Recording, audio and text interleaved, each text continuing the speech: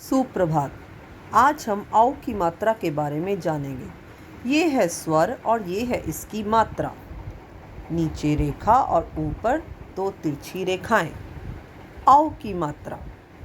इसका उच्चारण लंबे समय के लिए और आपका मुंह ज़्यादा खुलेगा जब आप इस मात्रा का उच्चारण करेंगे। औ।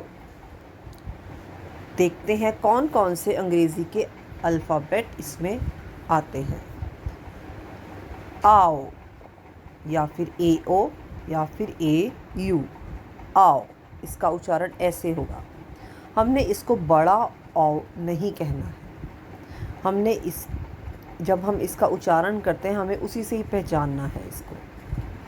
हमने पहले करी थी ओ की मात्रा, जो कि इंग्लिश अल्फ़ाबेट ओ की तरह हम इसको बोलते थे। अब इसका उच्चारण है आओ। ओ आओ, ओ आओ। ठीक है, तो चलिए व्यंजनों पर लगाकर इसका प्रयास करते हैं, इसके उच्चारण का प्रयास करते हैं।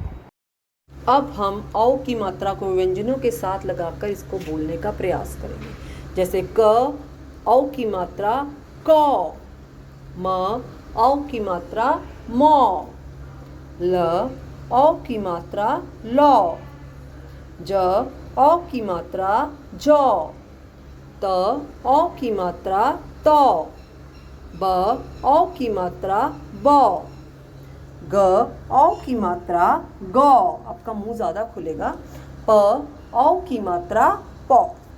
अब आपने क से लेके ह तक व्यंजनों पर औ की मात्रा लगानी है और इसको बोलना भी है। आज की डेट पाठ 12 औ की मात्रा कक्षा कार्य। तो क से ह पर लगाने का इसको प्रयास करें। ठीक है, अब हम औ की मात्रा से संबंधित शब्दों और वाक्यों को पढ़ेंगे हिंदी पाठ्य पुस्तक से। पेज नंबर है 62। ये है औ, ये स्वर और ये है इसकी मात्रा। तो चलिए शब्दों को पढ़ते हैं। यहाँ कुछ चित्र दिए गए हैं और उनके नाम भी लिखे हुए हैं। जैसे पौधा, पौधा, खिलौना, तौलिया, चौकीदार।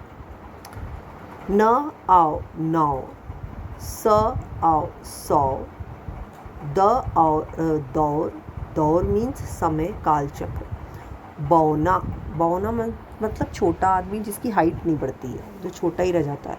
मौका मतलब अपॉर्चुनिटी, चांस मिलना, मौका मिलना किसी को कोई काम करने का। क आओ आ, कौवा मतलब क्रो। नौका, चौकी, चौकी मतलब जिस छोटा सा टेबल होता है लकड़ी का, जिस पर हम बैठते हैं, बैठ भी जाते हैं और सामान भी रख लेते हैं। छोटा सा टेबल होता है, सबके घरों में होती है चौकी। गौरी, लौकी, लौकी मतलब घिया जिसकी सब्जी बनती है।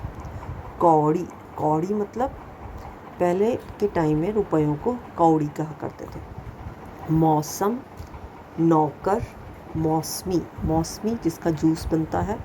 पकौड़ी, कचौड़ी, चौकड़ी जब हम बैठते हैं चौकड़ी मारकर। चौधरी। अब हम औ की मात्रा से संबंधित वाक्यों को पढ़ेंगे।